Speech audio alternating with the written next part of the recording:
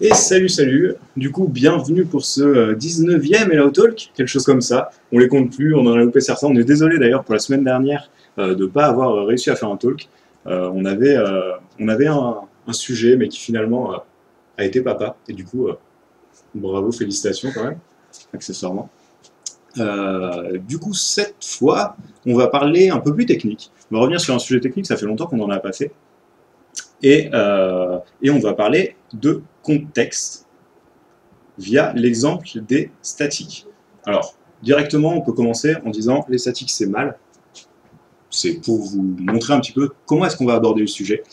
Mais on y revient juste après. Alors, qu'est-ce que je suis, moi? Je suis pas ça. J'ai oublié de mettre le focus sur mon machin. Un classique. Voilà. Alors, du coup, moi, c'est Emeric. Donc, j'ai 12 ans d'XP dans le dev web. J'ai bossé chez Twitter. Je suis certifié expert architecte logiciel. Bien sûr, je suis aussi certifié doublement PHP. Et en plus, je suis plus connu que vous. Donc, c'est la raison pour laquelle je me suis bien placé pour faire ce talk. Enfin, voilà quoi. Donc, vous êtes personne, je suis quelqu'un, follow-moi, EmericK42. Je vous préviens tout de suite, c'est pas pour tout le monde ce talk. Donc, c'est technique. Technique dev. C'est du PHP. Donc, si vous êtes un dev Ruby, genre doit y en avoir plein là. C'est peut-être pas pour vous. Vous pouvez toujours apprendre des trucs. C'est l'architecture logicielle. Ce qui est un peu contradictoire avec le fait que ce soit PHP, parce qu'en fait, du coup, c'est un sujet qui est quand même assez global à l'informatique en général et au développement. Et c'est pointilleux. Donc si vous n'avez pas envie de vous faire chier, et ben tout simplement, mais cassez-vous. Voilà. Vous êtes prévenus, vous avez, allez, 10 secondes. Je suis gentil. Comme ça, j'ai le temps de boire un peu.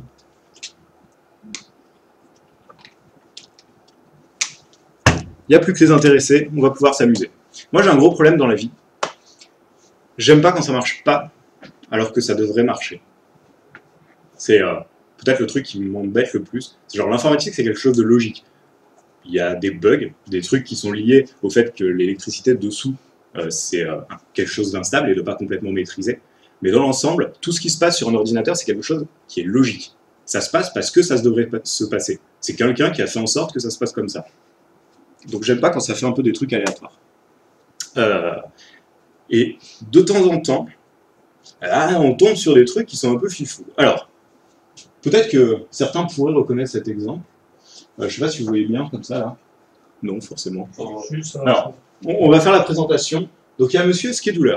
C'est un mec, il est là pour scheduler. Assez classique. Il y a monsieur test de scheduler, qui est là pour tester le scheduler. Jusque-là, j'espère que vous allez suivre. Et du coup, on va tester la fonction schedule qui fait quoi? Qui prend une task et qui lui fout une date de schedule. Comment est-ce qu'on dit en français? Une date de... Voilà. Planifier. Une date de planification, merci.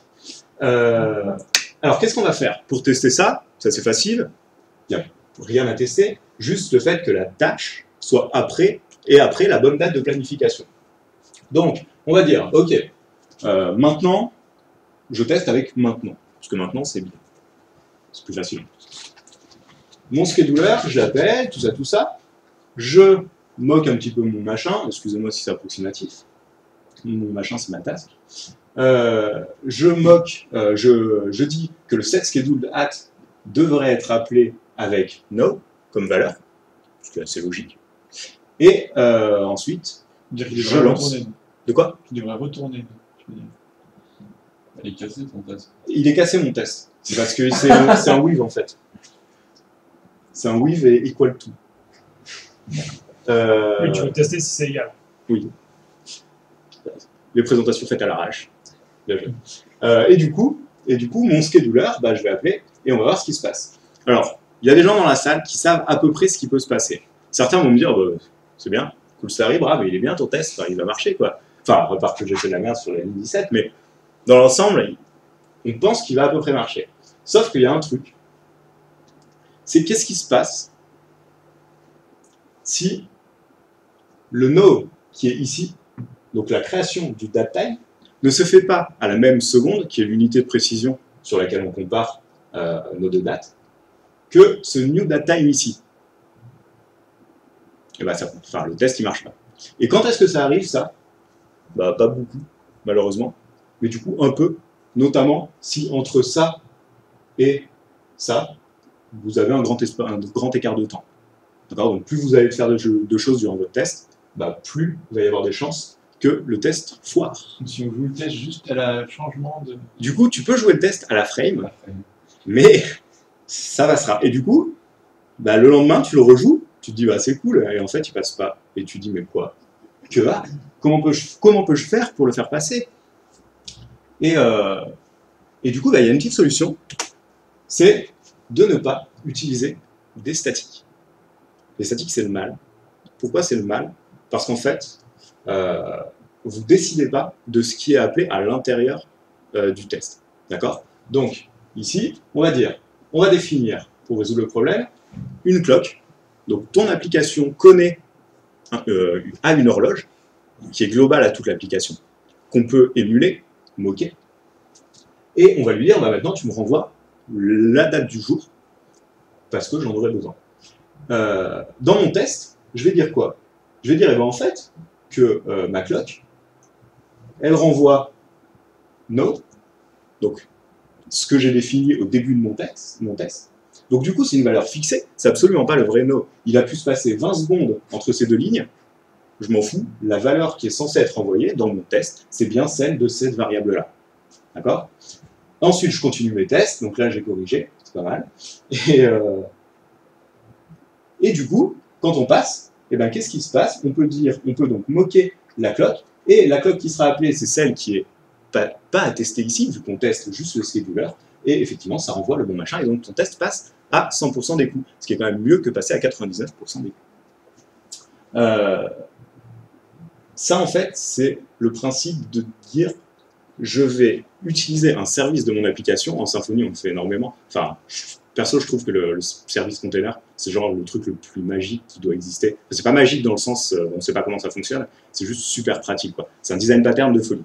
Et du coup, ça, on peut vraiment le faire en Symfony,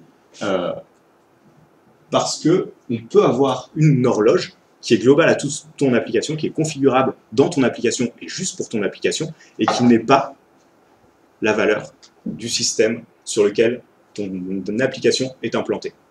Donc en fait, ta clock, si tu as envie de lui dire qu'elle te renvoie toujours 2 heures après la vraie horloge du serveur, elle te renverra toujours 2 heures après la vraie horloge du serveur. Alors qu'en utilisant directement la classe statique en une instantiant directement un datetime, à ce moment-là, vous n'avez plus aucun contrôle. Donc c'est pas très pratique. Là, vous avez juste la notion de ce qu'est le contexte. Avec ça, on comprend ce qu'est un contexte. Le contexte, c'est le temps. Et on comprend pourquoi est-ce que c'est dangereux.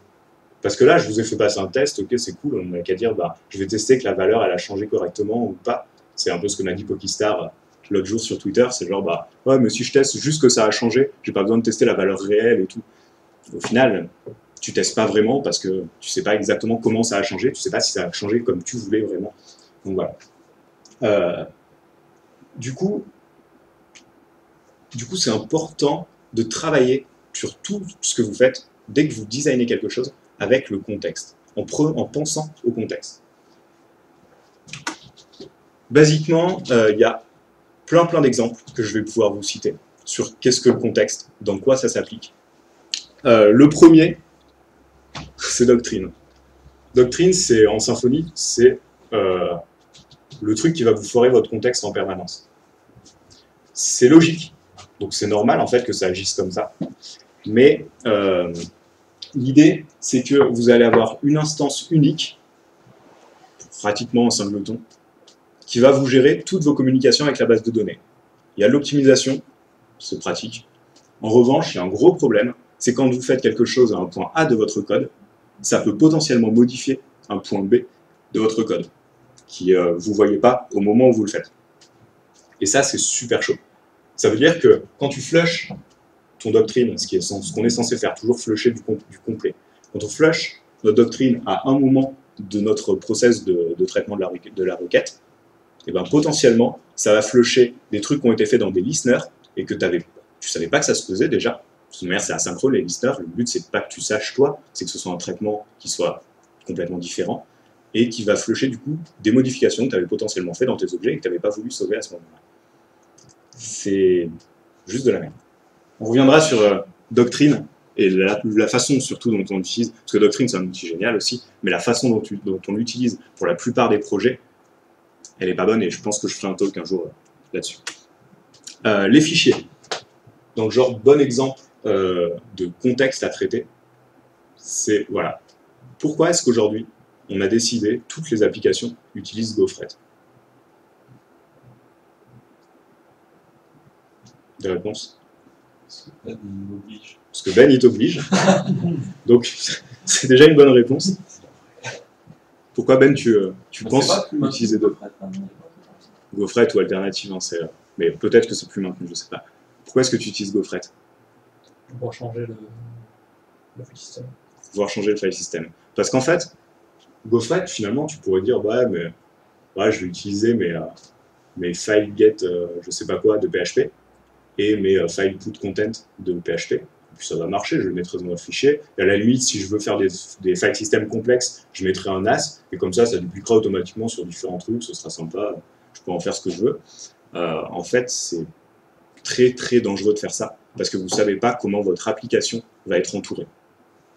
Quand vous utilisez GoFret, vous définissez des configurations qui vont dire ce fichier-là, ce système de fichiers-là est défini de cette façon, par exemple en FTP, je ne sais pas, et du coup l'accès ne sera pas forcément local, il sera à un autre endroit. Et quand vous testez unitairement un bout de code qui fait un file put content, bah déjà bonne chance.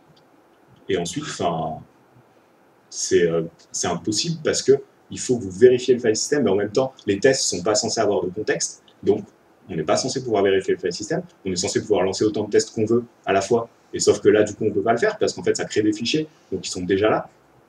C'est un peu bizarre. Donc après, vous êtes obligé de hacker vos tests en disant, bah, juste avant le test, je vérifie que le fichier n'est bien pas là, juste après le test, je le supprime, parce que quand même, et c'est du gros hack pour pas grand-chose. GoFret, vous pouvez le tester. Enfin, ce qui utilise GoFret, donc vos services qui utilisent GoFret, vous pouvez les tester parce que vous pouvez dire, bah, je moque GoFret et je dis, renvoie-moi ce fichier, on fait croire qu'il est créé, alors qu'il n'est pas, mais on s'en fout. GoFret est déjà testé, donc c'est pas à vous de retester ça direct. Et c'est pas que sur les tests, ça devient aussi intéressant quand vous déployez vos archis, où vous pouvez avoir une machine de dev qui est différente de la machine de prod, et que du coup, quand vous gérez vos uploads, par exemple, bah, typiquement, ça rentre dans la configuration, donc le truc que vous faites au début du projet, et du coup, vous pouvez dire, ça va aller sur mon local, directement écrire, alors que sur la prod, vous n'allez pas trop vouloir dire ça écrit en local, mais vous allez vouloir dire ça utilise un Amazon Cloud ou je sais pas quoi pour gérer correctement les fichiers. Il y a beaucoup d'exemples, pas qu'en programmation. Basiquement, le contexte, c'est dire, bah, tu as un mec qui est en voiture, qui conduit, et du coup, il conduit, ça va bien, c'est cool, ça passe. Il y a un virage, s'il ne prend pas en compte le contexte, il est mort. C'est triste, mais il est mort. S'il ne prend pas en compte la pluie, c'est triste, mais il est mort. Et comment on fait pour faire en sorte que justement ce contexte impacte moins la vie du conducteur? Quelles sont les possibilités? En fait, le contexte, le fait de prendre en compte le contexte, c'est genre un design de la vie quotidienne, quoi. On est obligé de prendre en compte le contexte, alors pourquoi est-ce qu'on ne le ferait pas de temps en temps en informatique, voire tout le temps? Parce qu'on peut. L'important, voilà, c'est que c'est partout, c'est que c'est forcément... il faut que vous les utilisiez, il faut que vous y pensiez, parce que ça peut changer la façon de faire de vos applications. On parle énormément de microservices aujourd'hui. Enfin, c'est un truc qui ça passe bien, c'est des sujets qui sont plutôt hype, tout ça. C'est quoi le microservice? C'est dire, j'ai une partie de l'application qui gère son contexte. Et son contexte, c'est je gère mon instance Doctrine, je gère tous les clients qui peuvent me parler, et du coup, je gère en interne tous les produits que je suis censé gérer, par exemple, bah, je sais pas, un user ou ce genre de choses. Et du coup, tu mets dans une petite boîte un contenu complexe, qui est donc toute ta notion que tu veux gérer, et tu fais en sorte qu'elle soit le moins dépendante possible du contexte. Et quand elle est dépendante du contexte, parce que tu es toujours dépendant du contexte, sinon c'est une appli qui ne sert à rien, à ce moment-là, tu vérifies les protocoles d'entrée, tu vérifies les protocoles de sortie, et tu fais en sorte que tout ça soit uniformisé. Donc le contexte, ça va partout, et tout ce qu'on fait en informatique aujourd'hui, les bonnes pratiques, sont en fait un dérivé de ce concept de contexte. Si vous avez des questions peut-être un peu plus pratiques, je ne pense pas qu'il y en ait beaucoup, c'était assez clair, je pense, et c'est pas un gros sujet. N'hésitez pas. Je sais pas, Tom, si tu as des trucs à rajouter, on peut parler des statiques si vous avez envie. J'avais tout à fait posé la question de est-ce que tu peux nous donner un exemple avec les statiques? Parce que tu n'en as pas parlé. Le fait de déclarer directement, de faire son /datetime de cette façon, c'est utiliser une classe de manière statique. C'est-à-dire que c'est ce bout de code qui instancie quelque chose en statique. Et ça revient exactement au même. En fait, pour parler avec des variables statiques, Des méthodes statiques. ou des méthodes statiques, c'est dire il n'y a pas quelqu'un qui porte cette méthode. D'accord? Donc, tu n'as pas un objet que tu peux imaginer, que tu peux instancier, que tu peux utiliser, qui porte cette méthode. Et du coup, c'est une méthode qui est définie arbitrairement dans la globalité. Et le problème, c'est surtout que datetime, il fait appel à l'horloge du système, donc tu ne veux pas prévoir en fait. Oui, donc ça j'ai bien compris, mais new datetime pour moi c'est quand même différent d'une méthode PHP statique. Mais si tu fais un new toto, si tu fais un new toto puis que les valeurs sont en dur, que ça ne changera jamais, c'est ça d'injecter. Là, c'est alors, ça passe parce que là, tu n'es pas dépendant du contexte, donc finalement, tu t'en fous. Par contre, est-ce que c'est une bonne pratique? Je ne pense pas forcément. Parce que en faisant ça, à l'intérieur, quand tu vas vouloir... En fait, tu dis, je fixe que ça va être utilisé comme ça, et je ne peux pas le changer. Et du coup, basiquement, ça se ressent énormément dans les tests. Quand tu fixes quelque chose, et avec un appel de méthode statique, c'est exactement ce que tu fais, tu ne peux pas surcharger cet appel, tu ne peux pas le moquer. Et bien du coup, qu'est-ce qui se passe? Tu n'as pas d'instance, tu ne peux pas moquer. Ben, du coup, qu'est-ce qui se passe? Tu ne peux pas remplacer au moment de tes tests. Et donc, ça veut dire qu'à un moment dans ton code, quand tu vas vouloir remplacer cette valeur qui peut être potentiellement dangereuse, ben, tu ne vas pas pouvoir facilement. Et donc, du coup, ce n'est pas grave en soi, parce que ça peut être juste le fonctionnement que tu veux. Et c'est pour ça que souvent, on s'autorise à le faire avec le datetime. C'est parce que ce n'est pas grave en soi. Qu'est-ce qu'on s'en fout que exactement ce soit une clock qui soit dirigée par PHP ou par notre appli? Ça ne va rien changer sur le papier, quoi. À part dans les tests, manifestement. Et encore, on aurait pu faire différemment. Cas limite. Mais du coup, pourquoi est-ce qu'on fait des /datetime quand tu instancies un datetime aujourd'hui? C'est parce que ça n'a pas beaucoup d'impact. Par contre, à partir du moment où on voudra changer ces datetimes, renvoyer que des valeurs instanciées avec une certaine time zone, et ben à ce moment-là, tu galères parce que tu es obligé de remplacer, de faire des PHP ini qui disent, ben voilà, là maintenant tu es dans ça, mais sauf que comme tu es dans un traitement de requête, et ben en fait ton PHP ini, ça ne marche pas, tu peux pas le modifier, les utilisateurs sont différents, donc qu'est-ce qu'on fait?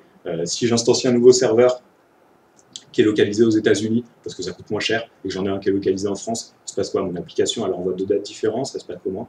Qu'est-ce qu'on fait? Et du coup, ça te permet de traiter ce genre de cas. Et ça n'arrive pas tout le temps, c'est sûr. Du coup, dans l'ensemble, ça marche, mais en réalité, ça peut bloquer à un moment l'évolutivité de ton code. Et donc, c'est un peu dommage. Et c'est pour ça que le plus important à retenir, c'est qu'il faut penser au contexte. C'est pas il faut appliquer, il faut toujours maîtriser le contexte, parce que souvent c'est pas possible. C'est il faut penser à ce que ça peut amener quand tu designes ton architecture logicielle. Il faut obligatoirement penser au contexte et voir ce que ça peut amener et voir s'il n'y a pas des décisions à prendre qui pourraient potentiellement gêner. Et aujourd'hui, Maxime, qui avait eu le problème que j'ai cité sur les dates et les tests, et ben, utilise une clock, une horloge dans son application qui est tout simplement une factory de datetime. C'est rien, ça coûtait une ligne et ouais, ça demande maintenant de ne pas instancier des datetime n'importe où et de pouvoir appeler le service quand on veut. Donc par exemple, quand on crée un objet dans le public construct, on ne peut pas faire un new datetime, ça ne marche pas, mais en même temps, c'est pas pour rien. C'est parce que quand tu crées ton objet, quelque part, c'est pas lui-même qui peut savoir la date qu'il est aujourd'hui. C'est le contexte. Et du coup, si tu protocolises l'accès au contexte, t'es bon. Je pense qu'on a à peu près fait le tour. Il n'y a pas de remarques, rien du tout. Il y a Francis qui suggère le SF Context Bundle pour Symfony 2. Et qui ferait quoi? Qui, je pense, ramène le SF Context de Symfony 1 dans Symfony 2, mais je pense que c'est pas blague. Pour toi qui n'as jamais fait de Symfony 1, le contexte est l'équivalent du kernel un petit peu, et du container aussi également. Tu vois. Et en fait, c'est à partir de là que tu pouvais accéder à tout de Symfony. Ouais. Et dans Symfony 1, ce contexte avait une méthode statique SF context get context qui te donnait le contexte courant à partir d'un n'importe quel point d'authentification. Ouais. Et ça, ils ont supprimé en Symfony 2 parce que c'était un peu la porte ouverte à toutes les fenêtres. Ouais. C'est-à-dire que tu avais des mecs qui te faisaient qui attaquaient directement le contexte dans leur template, dans leurs objets métiers, dans les entités. Donc voilà, c'est comme si tu accédais directement à ton container, dans ton entité ou dans ton template. Ouais. Ok. Donc il y a des mecs pour le fun, ils ont fait un bundle qui fait une méthode statique qui te permet de récupérer le container n'importe où. D'accord. Ouais. Pour le fun, à ne pas utiliser. Ouais. De temps en temps, quand t'as des problèmes. Bon allez, et ben sujet clos. Bah bravo. Donc il n'y aura plus ça, j'espère. Sur le papier, il faudrait que je nomine quelqu'un. Ouais. Mais du coup, j'ai pas eu le temps de réfléchir. J'ai pas eu le temps de faire mon machin correctement. Alors, vous voyez pas ce qui se passe. Mais du coup, on me fait signe de nominer quelqu'un qui est dans la salle. Qui se dirige par là-bas, sans doute. Donc, Xavier, je pense que ce serait super intéressant que tu nous fasses un talk, parce que tu as des connaissances techniques que tu diffuses pas souvent, tu lis énormément d'articles, et du coup, sans te prendre la tête, tu vois, j'ai eu le talk, aujourd'hui je l'ai fait j'ai rédigé le slide en 2 heures, et ça se voit d'ailleurs, c'était nul. Mais du coup, tu peux faire pareil, et ce sera nul pareil, et ce sera sympa, finalement, parce qu'on s'est marré. Donc voilà, Xavier. Entendu. Nous, on se retrouve peut-être la semaine prochaine, alors c'est pas sûr, suivant si on trouve quelqu'un, suivant si on a des sujets. On se tâte, alors très honnêtement, pour vous faire un point sur ce qui se passe, là on a 2 talks qui sont prévus pour le 9 avril et la semaine d'après, je crois, dont un talk de Olivier Mansour. Donc ça va être génial. Donc on peut pas arrêter avant, ça se fait pas. Et en attendant, en fait, on a beaucoup de difficultés à trouver les gens, donc si vous êtes intéressé par parler, surtout vous venez. C'est super important, vous pouvez faire n'importe quoi, ça peut être court, et ça marche bien, c'est sympa, ça nous fait découvrir quelque chose, et rien que ça, ça vaut le coup. Si vous connaissez des gens qui potentiellement pourraient faire des talks, je pense énormément aux entrepreneurs, enfin, des mecs qui créent des startups, il y en a des tas, et des tas, et des tas, et des tas, et d'ailleurs ça fait des pitchs et tout, et du coup,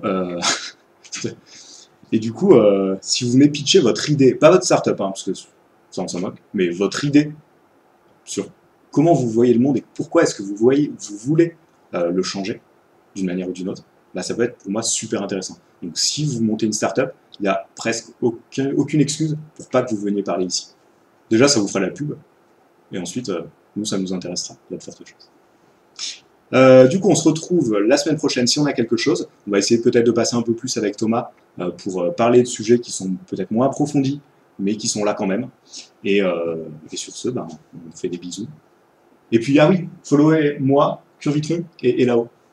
Parce qu'en fait, c'était marqué, mais du coup, j'ai absolument pas 12 ans d'expérience. Je suis juste dev chez Elao et je le vis. Allez, ciao ciao. Ouais.